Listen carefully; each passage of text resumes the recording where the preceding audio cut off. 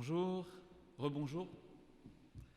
Pour ceux que j'ai vus ce matin, à la messe, j'espère que vous allez bien, que vous avez passé une soirée bercée par les belles paroles du Seigneur, une belle matinée déjà illuminée par le dessein bienveillant de Dieu sur chacun de nous. Alors j'ai été très étonné de voir que finalement il y avait assez peu de questions, donc tant mieux, ça veut dire que c'est extrêmement clair, c'est merveilleux. Et en même temps j'ai été étonné qu'au moins une question ne soit pas posée. Alors je vais voir si d'ici la fin de l'après-midi, cette question va venir, sinon eh bien peut-être que je la poserai et que j'y répondrai ou que vous y répondrez à ma place. Voilà, merci. Et ma question n'est pas, mais qui a pris mes lunettes? Parce que j'ai toujours pas retrouvé mes lunettes. 2 paires de lunettes perdues. Là, je suis au max, j'ai tout donné. Et Saint-Antoine ne m'aide pas cette fois. Alors, on va commencer un 3e chapitre, un dernier chapitre aujourd'hui, et puis une conclusion dans laquelle je développerai plus des idées personnelles, je commenterai des réflexions personnelles dans le 3e chapitre. C'est pas tellement... enfin si, c'est ce que je pense, bien sûr, mais c'est vraiment l'enseignement de Jean-Paul II et de Paul VI et François. Alors ce chapitre s'intitule « Décor pour la vie ». Décor pour la vie. J'ai dit, vous êtes des dieux, dit le Seigneur. J'ai dit, vous êtes des dieux, donc cette parole que le Seigneur nous a déjà donnée et qui est extrêmement forte, presque choquante. On se dit, c'est bizarre. Mais avec tout ce que nous avons partagé hier, on a bien vu que le dessein de Dieu est effectivement de faire participer l'homme à sa propre nature, à sa vie intime, à son amour, à sa gloire. Et donc, oui, étant fils de Dieu, vivant de la vie de Dieu, l'homme est un Dieu. L'homme est un Dieu. Vous êtes des dieux, dit le Seigneur, des dieux et donc des créateurs. Des créateurs, des pro-créateurs, pour être plus nuancé. Mon propos serait, mon très beau propos, mon très joli propos de ce week-end serait très incomplet si je n'abordais pas ce que François a appelé, bon, l'expression n'est pas très originale, mais bon, c'est la sienne, la fécondité de l'amour, dont il parle effectivement dans un chapitre d'Amoris Laetitia. La fécondité de l'amour. Dans le cadre de la préparation au mariage, j'ai parcouru pas mal de revues, soit plutôt sur version numérique que papier, des revues comme Elle, Biba, Vogue, pas Première, Psychologie, j'ai dit quoi, Elle, Biba, enfin voilà tous ces trucs-là. Elles ont toutes des pages ou des colonnes Love and Sex. Alors pour ce qui est de ces pages-là, ces magazines méritent davantage le nom de torchons. De torchons. Alors une chose est certaine, même si on ne partage pas cette vision extrêmement négative et sévère concernant le contenu de ces choses-là, c'est qu'on y parle d'amour, je ne sais pas, de sexe, ça c'est sûr, et pas que de sexe d'ailleurs, mais on n'y parle jamais d'enfants. Comme si la fécondité, comme si la procréation était quelque chose de totalement étrangère ou d'anecdotique dans la vie sexuelle des époux. Bon, évidemment, ces magazines ne s'adressent pas forcément à des époux. Or, le sujet qui nous intéresse les concerne au premier chef. Nous sommes à l'image de Dieu. Regardez-moi bien. Vous voyez bien. De profil, ça se voit mieux. Attendez, regardez. Nous sommes à l'image de Dieu. Or, Dieu est amour. Il est communion de personnes. Ça, c'est ce que nous avons développé hier, et on a bien compris en quoi nous étions le reflet de cela, de quelle façon nous étions appelés à l'être. Mais on peut dire aussi que Dieu qui est amour est le vivant. Il est le Dieu vivant. Et s'il est amour, c'est parce qu'il est vivant. Il est vie et il est donateur de vie. Oui, Dieu est amour et il est vie. Le Père engendre le Fils. Le Père et le Fils spirent l'Esprit Saint. Le mot est technique, donc si ce mot est obscur pour vous, eh bien je vous donne rendez-vous samedi prochain à 10h30 à l'école des disciples. Nous n'aborderons pas directement la spiration de l'Esprit Saint par le Père et le Fils, mais dans les séances qui suivront, oui, ça viendra, c'est ouvert à tous. Voilà. Donc Dieu est amour, il est vie, le Père engendre le Fils, le Père et le Fils spirent l'Esprit Saint. Ce Dieu unique, qui est vivant, qui est vie, donne la vie. La Sainte Trinité crée, et qui plus est, elle crée pour se donner elle-même. Mais en plus, je reçois la vie divine. Dieu crée et se donne à sa créature. Être à l'image de Dieu, c'est donc être non seulement capable d'aimer, c'est être capable d'aimer d'un amour qui donne la vie.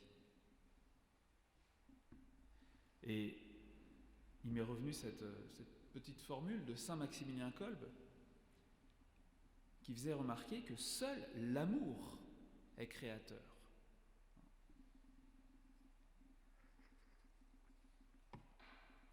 Notre vocation à l'amour, c'est bien clair, est inscrite dans notre chair. C'est tout mon propos d'hier. Mais notre vocation à la vie, à donner la vie aussi. Le lien entre l'amour vécu jusqu'au don total et la procréation est un lien intime. Je n'ai pas besoin de vous faire un dessin. Enfin, je peux si vous voulez, mais je pense que c'est inutile. C'est dans le même acte, le sujet assez vaste et complexe et délicat de la procréation médicalement assistée, qui contredit ce que je viens de dire, puisqu'elle fait intervenir des tiers, la technique et un tri sélectif des embryons, puis la destruction ou la congélation des embryons surnuméraires. Dans ce cas-là, on ne peut pas dire que l'être humain est conçu dans le même acte que les parents qui s'unissent avec amour. Les parents s'unissent avec amour et conçoivent leur enfant dans un seul acte. Là, dans le cas de la PMA, ça n'est plus le cas. Bon, je laisse de côté la PMA, si vous le voulez bien. Ceux-ci, même si vous ne le voulez pas, ceux-ci sont conçus dans un acte, les enfants sont conçus dans un acte d'amour. Leur existence s'origine dans l'amour, disons, à la fois spirituel et corporel de leurs parents. C'est magnifique. Nous sommes nés du feu. Nous sommes sortis du feu. L'union corporelle et spirituelle de nos parents. Enfin, espérons-le. Espérons que nos parents s'aimaient quand ils nous ont conçus. Nous sommes nés du feu, cas, notre Père Céleste nous aimait lorsque nos parents nous ont conçus. Nous sommes nés du feu, et alors voilà, je voudrais développer dans un premier point le lien entre union et procréation.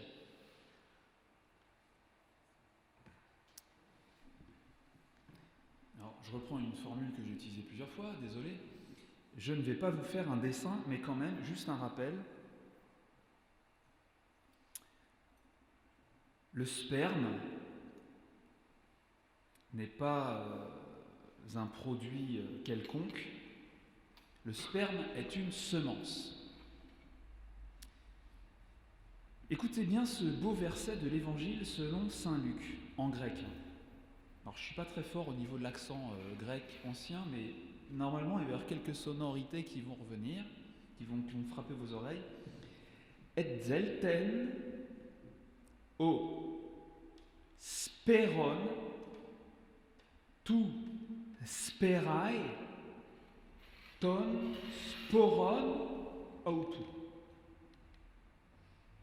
Speron, sperai, sporon, Vous avez tous reconnu Luc chapitre 8, verset 5. Le semeur est sorti pour semer sa semence. Speron, sperai, sporon. En grec, semer se dit spéro, et c'est très proche de sperma en grec, qui désigne la semence. Bref, l'éjaculation est un ensemencement. C'est un jet extrêmement généreux de semences, très généreux vu le nombre de spermatozoïdes. Que cet ensemencement se produise au cours d'une extase ne modifie en rien sa nature. Et la terre féconde, la terre profonde, nous savons où elle est. C'est la chair intime de l'épouse. Et c'est la raison pour laquelle, après je ne rentrerai plus dans ce genre de détails, c'est la raison pour laquelle, par nature, l'éjaculation doit avoir lieu toujours dans la femme. Et plus précisément, dans le vagin. Un semeur qui a encore un peu de sagesse ne jette pas son grain dans la rivière ou dans le feu. Alors voilà, j'en arrive au point important que je voudrais soulever. Que faut-il penser d'une éventuelle dissociation de l'expression de l'amour dans le langage des corps de l'ouverture à la procréation? Je répète la question. Que faut-il penser d'une éventuelle dissociation de l'expression de l'amour dans le langage des corps de l'ouverture à la procréation? Alors, je sais que c'est un sujet non pas délicat, mais extrêmement délicat. Mais n'ayez pas peur, et s'il vous plaît, écoutez bien jusqu'au bout. Ce ne sera pas très long, un peu long. Voilà. Dissocier le merveilleux langage des corps, donc c'est ce dont nous avons parlé hier, ce langage des corps, de la possibilité pour les époux de procréer pose vraiment question. Pourquoi ? Tout simplement, mais extrêmement précisément, parce que cette possibilité de procréer fait partie du corps sain, S-A-I-N, pas S-A-I-N-T. Elle fait partie du corps sain. Le corps sain, le corps en bonne santé, et donc tel que Dieu l'a voulu, est fécond. Il est fertile, c'est naturel. L'idée que le corps est sacrement de la personne n'a plus aucun secret pour vous. le don du corps comme don de soi, l'accueil du corps de l'autre comme accueil de l'autre, l'union des corps comme union des personnes qui s'aiment. Tout cela est bien clair maintenant, n'est-ce pas? Si l'on intervient délibérément sur le corps, celui de l'homme ou celui de la femme, pour empêcher ou court-circuiter ou rendre inopérant son fonctionnement normal, naturel, peut-on encore parler de don des corps? Pourquoi poser la question? Parce qu'une question surgit. Si délibérément on intervient de cette façon-là, est-ce qu'on n'est pas en train de retenir une partie du corps au lieu de donner tout? Puisque la fécondité, la fertilité fait partie du corps sain, du corps en bonne santé. Donc si je retiens une partie du fonctionnement du corps, une partie de la santé du corps, de la bonté du corps, est-ce que je n'en retiens pas une partie? Et si l'union des corps n'est pas totale, compte tenu de tout ce que nous avons dit hier, si l'union des corps n'est pas totale, parce qu'on en retient pour ainsi dire une partie, peut-on encore parler d'union des personnes via le corps? Puisqu'en fin de compte, les corps, grâce auxquels les personnes s'unissent, ou devraient s'unir, ne s'unissent pas totalement, ou ne sont plus dans leur état normal, dans l'état où ils sont lorsqu'ils sont en bonne santé, et donc tels que Dieu les a voulus, les a créés.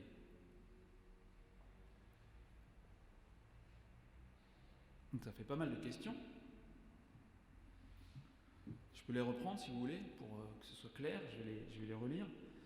Si l'on intervient délibérément sur le corps pour empêcher son fonctionnement normal, naturel, peut-on encore parler de don des corps?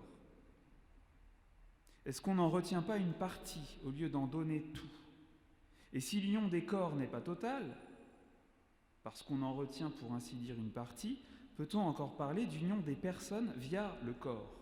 Puisqu'en fin de compte, les corps grâce auxquels les personnes s'unissent ne s'unissent pas totalement,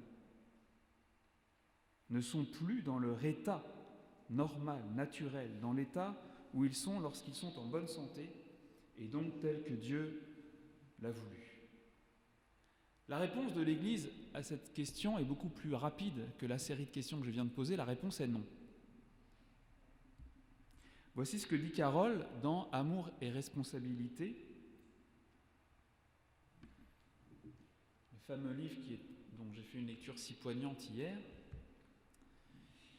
Dans l'ordre de l'amour, l'homme ne peut rester fidèle à la personne que dans la mesure où il reste fidèle à la nature. La disposition à la procréation dans les rapports conjugaux protège l'amour. Elle est la condition indispensable d'une union véritable des personnes. Comprenons bien ceci, l'acceptation de la procréation l'acceptation de la possibilité de la procréation signifie l'acceptation du corps, tout simplement. L'acceptation du corps qui nous est donné en bonne santé, souhaitons-le, par Dieu. L'acceptation de la procréation, de la possibilité de la procréation, signifie l'acceptation du corps par lequel il faut passer pour s'unir à l'autre.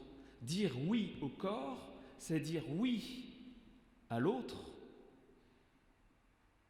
Dire non au corps,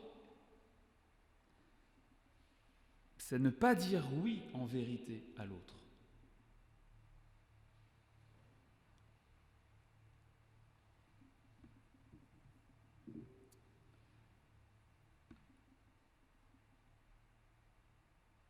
Ce que je suis en train de dire là peut être, pour l'instant, un peu remuant, peut-être, mais on peut reconnaître tout de même que c'est extrêmement logique. Tout se tient avec ce que nous avons dit hier. Comme le dit Marie Healy, que j'ai déjà cité hier, on ne peut se donner totalement si l'on garde une partie de soi-même.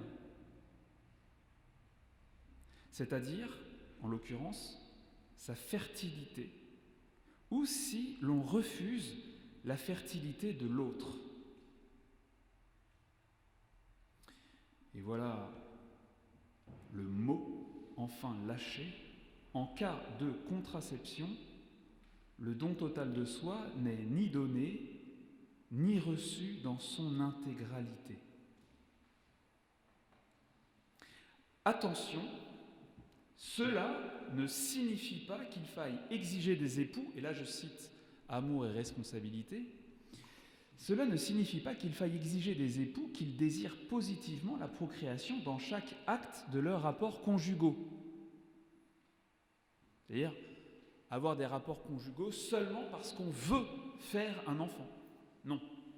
Tout ce que nous avons dit hier s'oppose à cette vision extrêmement restrictive de la chose. Mais, poursuit Carole, on doit en attendre l'acceptation de la conception imprévue, disons possible. Il serait exagéré d'affirmer les rapports conjugaux ne sont admissibles et justes qu'à la condition que les époux les accomplissent en vue de la procréation. Mais il est juste d'en attendre la disposition générale à la procréation que traduit la formule suivante. Nous avons des raisons moralement valables pour ne pas désirer avoir d'enfants en ce moment, et nous n'en voulons pas. Mais si notre acte sexuel y aboutit tout de même, nous l'acceptons d'avance. Le principe est donc clair, inscrit dans la nature, et Jean-Paul II le redéfinit en citant l'encyclique de Paul VI, Humanae Vitae, qui était spécialement dédiée à ce sujet, et dont l'enseignement est repris aussi Jean-Paul II reprend Paul VI dans Humanae Vitae, et Jean-Paul II cite aussi le Concile Vatican II qui va dans le même sens. Donc Humanae Vitae, tout acte matrimonial doit rester ouvert à la vie. Et Vatican II, cette doctrine, plusieurs fois exposée par le magistère, est fondée sur le lien indissociable que Dieu a voulu et que l'homme ne peut rompre de son initiative entre les deux significations de l'acte conjugal, union et procréation.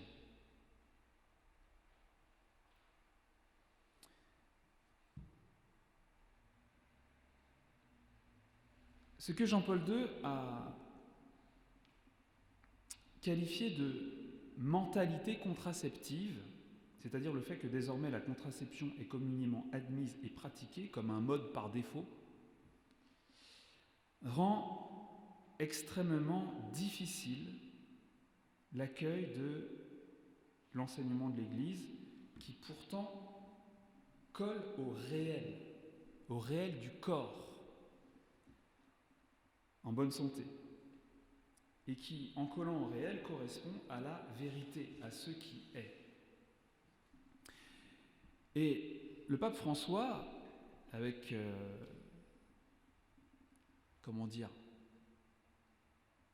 on pourrait imaginer que François, il soit un peu différent, genre un franc-tireur parmi tous les papes de la Sainte Église catholique.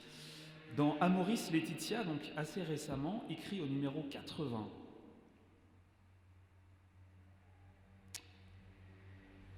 le mariage est en premier lieu une communauté de vie et d'amour qui constitue un bien pour les époux eux-mêmes. Et la sexualité est ordonnée à l'union conjugale de l'homme et de la femme.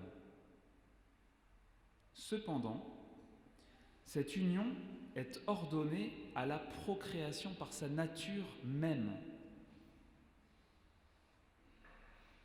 Le sperme est une semence. Aucun acte génital des époux ne peut nier ce sens, dit François, même si, pour des raisons diverses, il ne peut pas toujours, de fait, engendrer une nouvelle vie.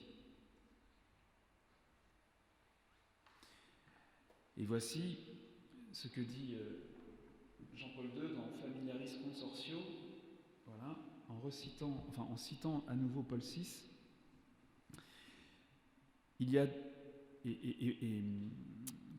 François, dans Amoris Laetitia, dit que l'enseignement d'humanévité doit être repris, approfondi, intériorisé, compris. Il y a donc lieu d'exclure comme intrinsèquement mauvaise toute action qui, soit en prévision de l'acte conjugal, soit dans son déroulement, soit dans le développement de ses conséquences naturelles, se proposerait comme but ou comme moyen de rendre impossible la procréation.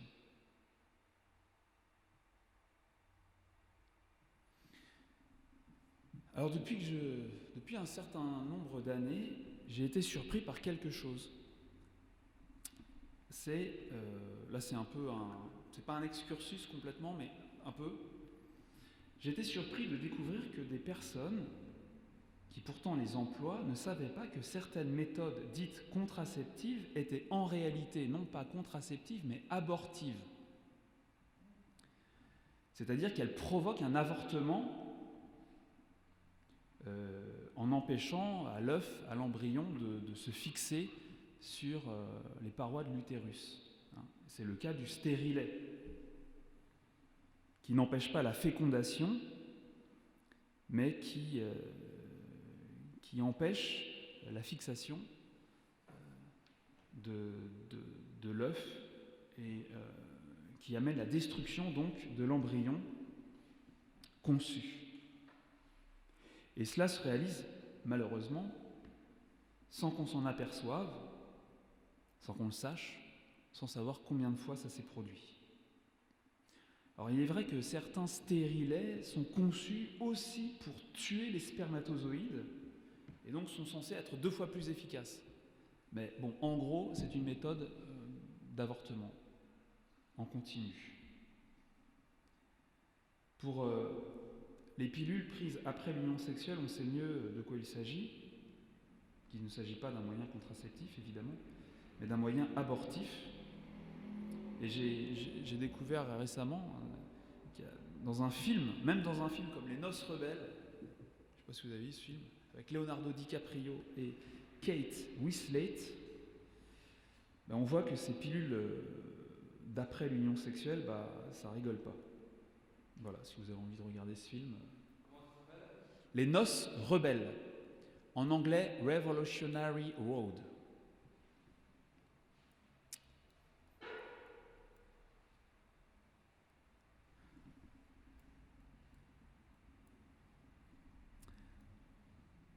Alors, deuxième point, qui est un peu la conséquence du premier, parlons de ce qu'on appelle la régulation naturelle des naissances. Si la contraception n'est pas admise, restent les méthodes naturelles de régulation des naissances. Alors une mise au point s'impose d'emblée, me semble-t-il. L'idée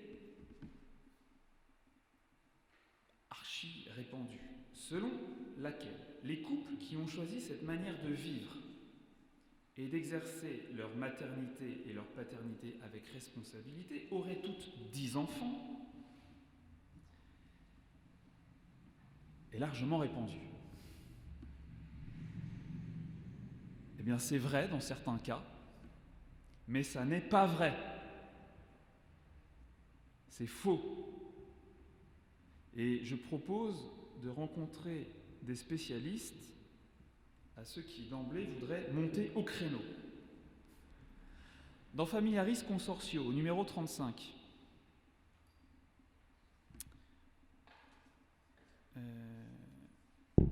Jean-Paul II dit ceci. Devant le problème d'une honnête régulation des naissances, la communauté ecclésiale doit aujourd'hui s'efforcer de susciter des convictions et d'offrir une aide concrète à ceux qui veulent vivre la paternité et la maternité de façon vraiment responsable. En ce domaine, l'Église se réjouit des résultats auxquels sont parvenues les recherches scientifiques pour une connaissance plus précise des rythmes de la fécondité féminine, et elle stimule un développement plus approfondi et plus décisif de telles études. Mais en même temps, elle se doit de solliciter avec une vigueur nouvelle la responsabilité de tous ceux qui, médecins, spécialistes, conseillers conjugaux, éducateurs, couples, peuvent aider efficacement les conjoints à vivre leur amour dans le respect de la structure, donc c'est dans la nature, le corps, et des finalités de l'acte conjugal qu'il exprime. Cela signifie des efforts plus étendus, plus décisifs et plus systématiques pour faire connaître, estimer et appliquer les méthodes naturelles de régulation de la fécondité. Alors on pourra toujours dire que les papes, Jean-Paul II, n'y entendent rien du tout, ne savent pas de quoi ils parlent, etc., etc. Mais il serait tout de même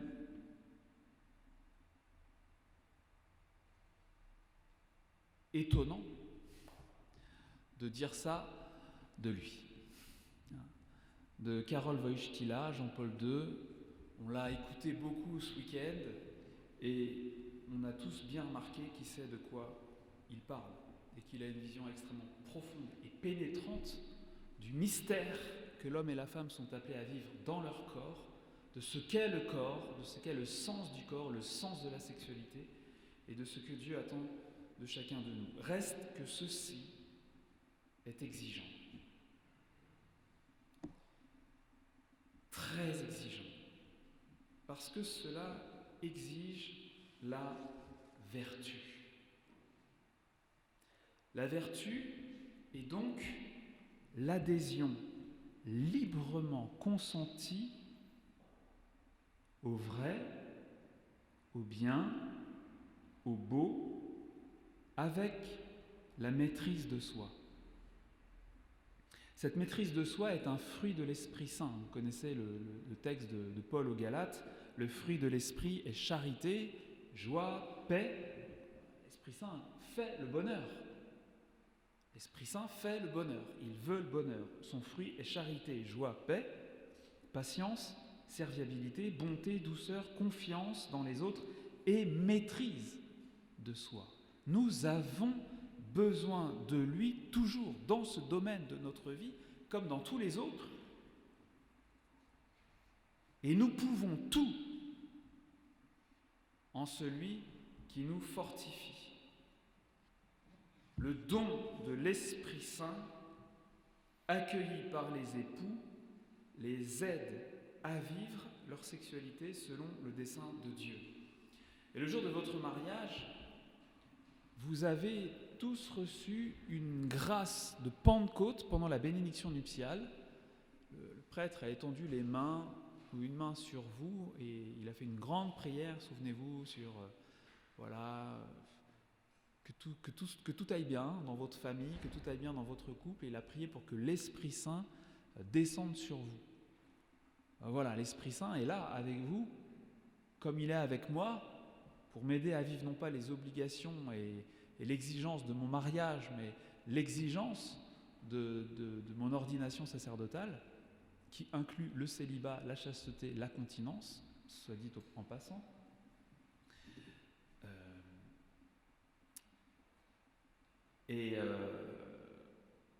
Attendez, je pense à un truc. Non, je peux pas. Je dirai ça peut-être tout à l'heure. L'Esprit Saint nous est donné pour vivre notre sexualité d'une manière conforme à notre état. Il ne nous est pas donné que pour ça, mais il nous est donné aussi pour ça, et beaucoup pour ça, puisque c'est au cœur, au centre de notre identité.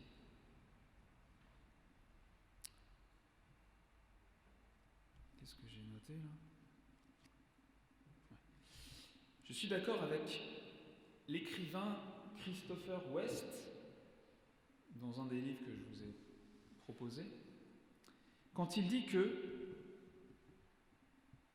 la contraception n'a pas été inventée pour éviter la grossesse. Un peu quand même, mais allons. Non. Nous disposions déjà pour cela d'un moyen sûr et fiable à 100%. L'abstinence, dit-il. En réalité, la contraception n'a qu'un objectif: nous épargner la difficulté d'être confrontés au choix de l'abstinence. La contraception a été inventée parce que nous peinons à nous maîtriser. L'abstinence sexuelle. Voilà bien la difficulté. Pourquoi ? Il y a beaucoup de raisons. Et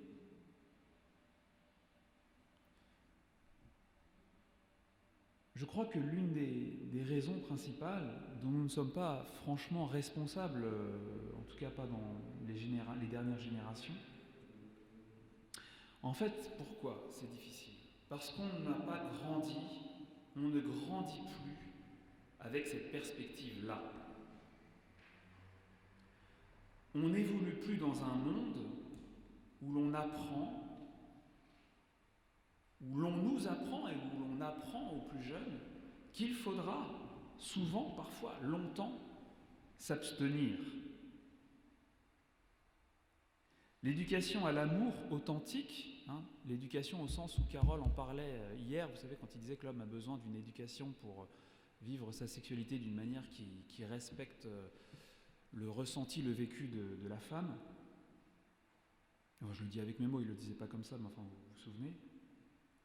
L'éducation à l'amour authentique, l'éducation à la sexualité, à sa signification, à son but, la signification du corps, la signification unitive, la signification conjugale du corps, tout cela, cette éducation est rarement faite dans son intégralité.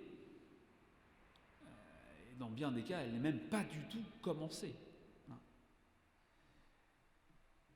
Cette éducation à l'amour authentique, cette découverte du dessein de Dieu, du sens de notre corps, avec l'accueil humble du projet ahurissant de Dieu qui nous appelle à partager son amour et sa gloire, tout cela n'est pas fait ou rarement fait dans son intégralité. On n'apprend plus la chasteté, on n'apprend plus la continence. Tout nous pousse au contraire à passer à l'acte, parfois même quel que soit l'acte. Je ne parle pas pour vous. Tout nous pousse à passer à l'acte, à se faire plaisir. Et donc, l'idée même de l'abstinence est un truc complètement lunaire. Or, nous avons besoin d'être éduqués. De cette éducation dont parlait Carole Wojtyla dans le long texte, encore une fois, tellement poignant que je vous ai lu hier. Un jeune étudiant, c'est pas moi, avait demandé au père Capucin qui m'initiait à la vie spirituelle quand j'étais moi-même étudiant, c'est quoi la chasteté conjugale ? C'est l'heure de se réveiller de la sieste.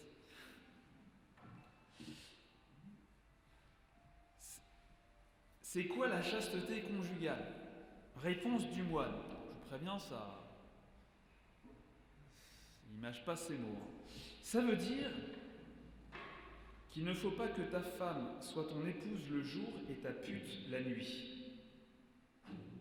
Oh, réponse très insuffisante, mais éclairante tout de même. Beaucoup croient qu'une fois marié, c'est open bar en fait. On peut, voilà, dès qu'on a envie, etc.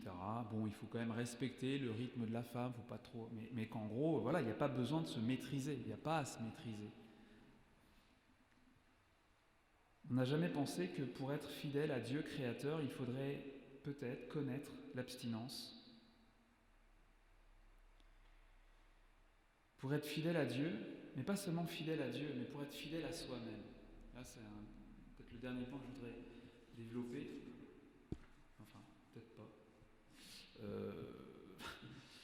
Être fidèle à soi-même, au corps tel qu'il est fait, le corps réel, peut-être pas le corps comme on voudrait qu'il soit, le fait que le corps de la femme est fécond et le corps de l'homme est fécond, et que c'est comme ça. L'enjeu, c'est d'être OK avec le réel, d'être OK avec moi, en fait, tel que je suis, pour de vrai, tel que Dieu m'a fait. Et je ne sais pas si vous avez remarqué, mais de plus en plus, notamment dans les milieux écologistes, on revient à cela, et l'on revient à cela notamment en prenant mieux conscience de la pression qui repose dans ce domaine de la contraception sur les femmes. Soit la pilule, soit le stérilet. Le stérilet, j'en ai déjà parlé, alors la pilule, rapidement. C'est fort ce que je vais dire, ça va peut-être vous choquer, mais bon, je ne suis plus à ça près cet après-midi. La pilule, ça vous change la femme. La pilule, ça change la femme. La pilule ou l'implant, enfin tout ce que vous voulez, enfin toute la contraception chimique, ça change la femme. Pourquoi ? Parce que ça l'affecte dans ce que son corps a de plus intime et de plus grand. Et son corps, c'est elle. Enfin, c'est tout ce que j'ai dit hier. Son corps, c'est elle. Si l'on accepte avec joie ce que l'on a dit sur le corps comme faisant partie intégrante de la personne, on ne peut pas ne pas voir que cette intervention est violente. Dès lors, la femme n'est plus tout à fait elle-même, je regrette. La femme n'est plus cet être aux 4 saisons. Les 4 saisons mensuelles de la femme devant laquelle nous devrions tous nous incliner. Alors, c'est vrai, il y a beaucoup d'hommes pour qui tout ça, c'est rien du tout. Ils ne savent même pas cette histoire des 4 saisons. Ils ne s'en sont jamais intéressés. Le cycle menstruel, les montées, descentes d'hormones, etc., tout ça, ils ne comprennent pas. Ils ne savent pas. On ne leur a pas appris. Mais peut-être n'ont-ils pas voulu savoir non plus. Et se résoudre à la grandeur de la femme.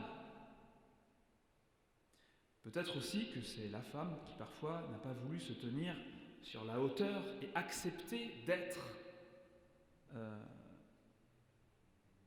cette espèce de grande prêtresse de la vie, cette gardienne du vivant dans le monde. Devant ce cycle menstruel, les hommes devraient tous se sentir tout petits et redevables.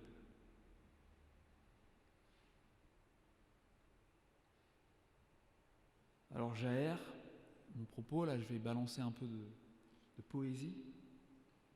Je ne sais pas si vous connaissez l'écrivain Lydie Datas, moi j'aime beaucoup. C'est pas une mère de l'église, hein. Je veux dire, elle n'est pas sainte, elle est loin de là. Mais elle a une manière d'écrire, elle a un verbe de feu, de foudre que j'aime beaucoup et qui donne à penser.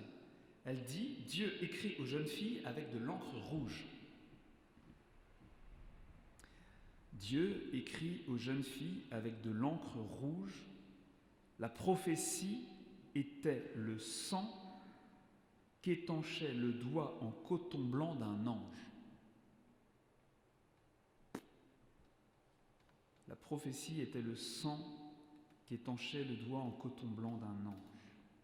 Ce lien intime entre la femme fertile et Dieu est inscrit d'une manière un peu étonnante pour nous dans la Bible. Vous savez, on dit dans la Bible que la femme qui a ses règles est impure. Et donc, elle doit se purifier après avoir eu ces règles, pour... voilà. Mais alors, c'est là qu'il faut une formation biblique pour bien comprendre ce qu'on entend par impureté. C'est exactement l'inverse de ce qui nous vient à l'esprit. Pour nous, l'impureté, c'est le mal, c'est le sale, c'est le pas bien. Mais pour bien comprendre ce que je veux dire là, il faut que vous sachiez comment on appelle le rite pendant lequel, le rite à la messe, pendant lequel le prêtre, après la communion, nettoie les coupes avec les linges, avec l'eau, etc. Vous voyez, on fait notre petite vaisselle. Eh bien, ça s'appelle la purification. On purifie le calice, mais le calice, il n'est pas sale, il n'est pas mauvais, c'est pas mal ce qu'il y a dedans.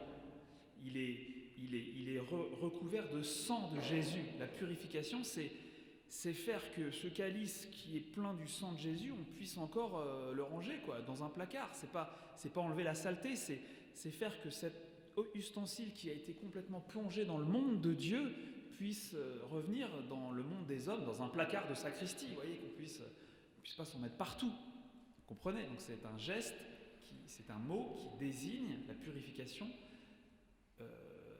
quelque chose d'immense qui s'est vécu. On a été dans le domaine de Dieu, dans le monde de Dieu, il faut revenir, si je puis dire, dans la vie normale, le monde profane. Eh bien, la purification de la femme qui a eu ses règles, c'est ça. Elle a été tellement proche de Dieu par ce phénomène qui se produit en elle chaque mois, qu'il faut, voilà, elle est tellement proche de Dieu que on ne peut pas s'approcher d'elle. Il faut la purifier comme on purifie la coupe de la messe parce que c'est trop grand. Alors c'est un petit peu curieux parce qu'il y a, il y a quand même des saignements pour les femmes qui prennent la pilule, mais ce ne sont pas des règles, vous savez. Donc justement, ce qui est le divin dans le cycle menstruel est annulé.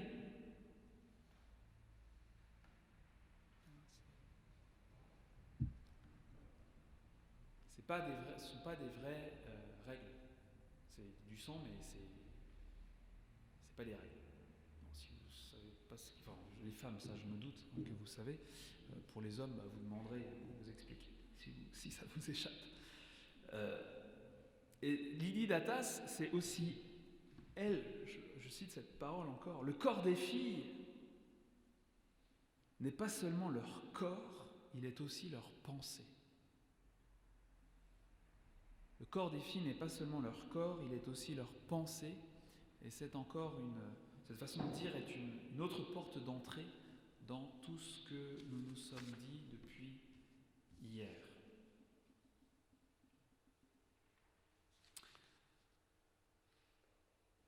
L'accueil du corps féminin dans son réel, dans sa réalité, avec son cycle, si sidérant que dans l'Ancienne Alliance, il a été prescrit pour lui une purification dont la seule comparaison que j'ai trouvée est celle de la purification des calices à la messe. Quand même, on ne parle pas de n'importe quoi. Eh bien, cet accueil du corps dans son réel est humanisant pour l'homme. En disant cela, je m'approche déjà d'un des thèmes de ma conclusion, tout à l'heure, qui est pour bientôt. C'est vrai, la tendance sexuelle de l'homme, du masculin, a besoin d'être humanisée, d'être apaisée, calmée. Il lui faut dompter cette tendance énergique pour être, en vérité, dans toute la force du terme, ce que j'ai essayé de montrer ce week-end, à savoir une personne don. Une personne qui n'est que don et qui accueille la femme don, la femme telle que Dieu la lui donne, pour vivre la communion des personnes et refléter en ce monde l'auteur de la vie.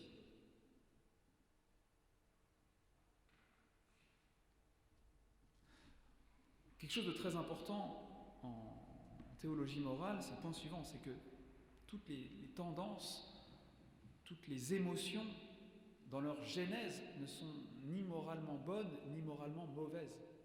C'est pas mal qu'un homme ait une sexualité vigoureuse, véhémente, qu'il soit habité par ça d'une manière, non pas constante, mais fréquente, disons. C'est pas mal.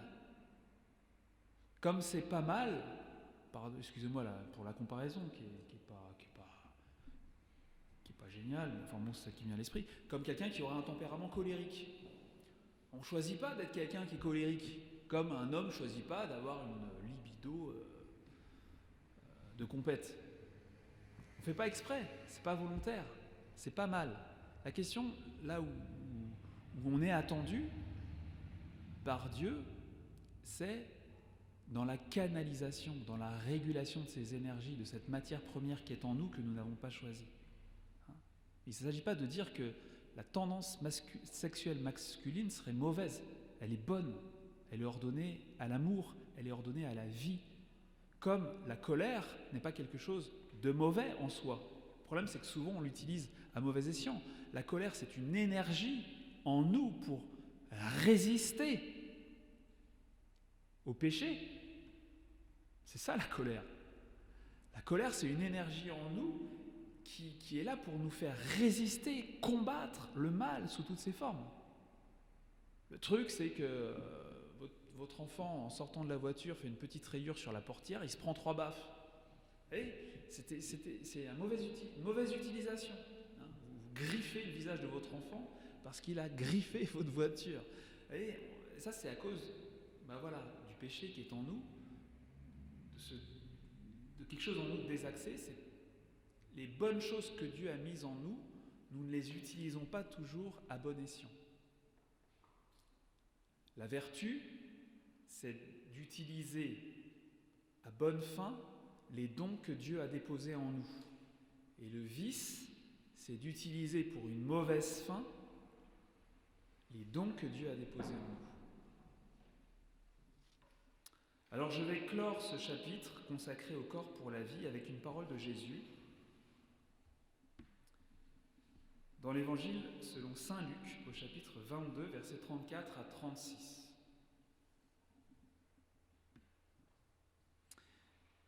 Les fils de ce monde-ci prennent femme ou mari.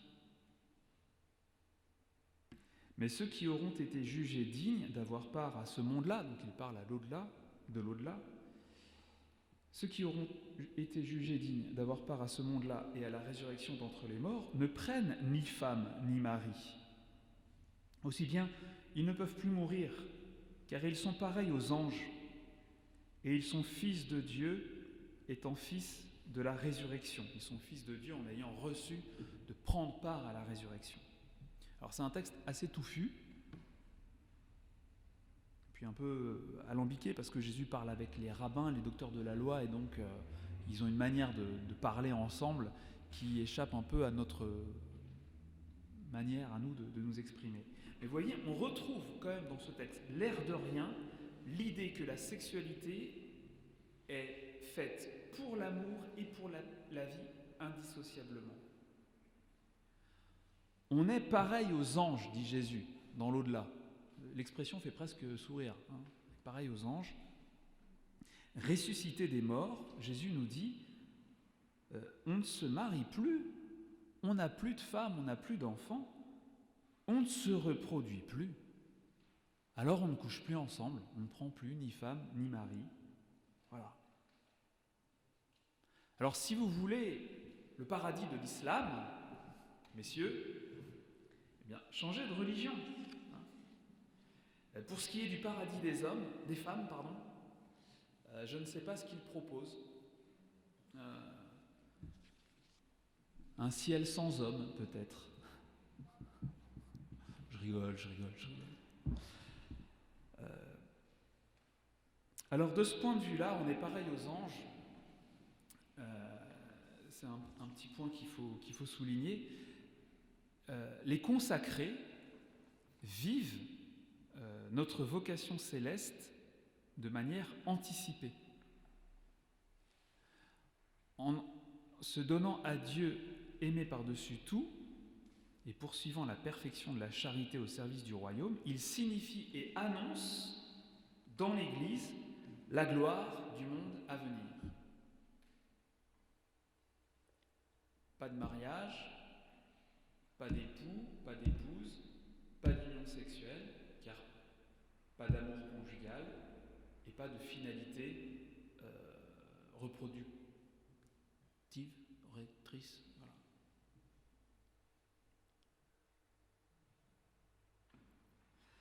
Voilà. Notons que la fécondité des époux assure la survie de l'espèce. Alors, c'est vrai que c'est pas tellement l'idée qu'on se fait quand on fonde une famille. Oui, faisons des enfants pour assurer la survie de l'espèce jusqu'à la fin du monde. Il n'empêche que c'est comme ça que l'espèce se propage et survit à travers les millénaires. Mais perpétuer l'espèce humaine a une portée éternelle.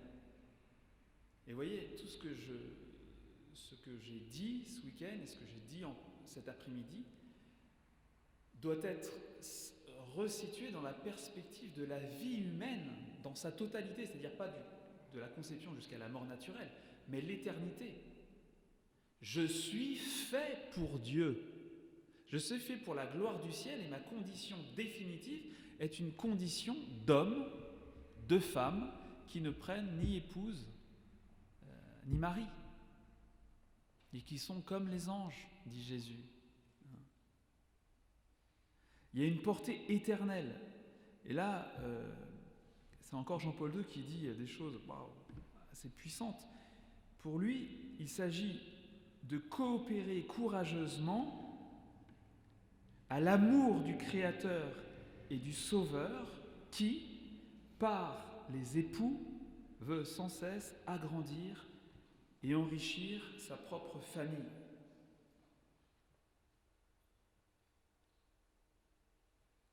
Et lors d'un baptême, voilà, tout de suite, juste après le baptême, tu es devenu enfant de Dieu. On se dit, ouais, c'est trop bien, merci mon Père, notre enfant est devenu enfant de Dieu.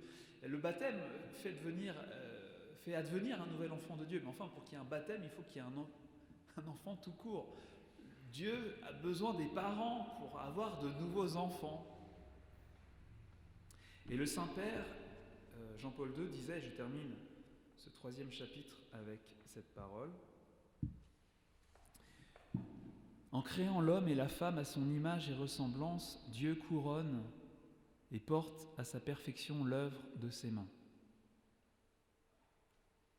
Il les appelle à participer spécialement à son amour et aussi à son pouvoir de créateur et de père, moyennant leur coopération libre et responsable pour transmettre le don de la vie humaine. Le but fondamental de la famille est le service de la vie, la réalisation tout au long de l'histoire de la bénédiction de Dieu à l'origine en transmettant l'image divine d'homme à homme dans l'acte de la génération. Ça, c'est le ministère des époux. Le ministère des époux, c'est ils transmettent l'image divine d'homme à homme. Vous voyez, moi je consacre le pain et le vin, c'est bien, c'est magnifique. Vous transmettez l'image divine d'homme à homme dans l'acte de la génération. La fécondité est le fruit et le signe de l'amour conjugal, le témoignage vivant de la pleine donation réciproque des époux. C'est magnifique. Quand on voit vos enfants, quand on voit vos petits-enfants, quand on voit ou quand on verra vos arrière-petits-enfants, on verra que vous avez aimé, que vous avez été aimé, que vous vous êtes donné.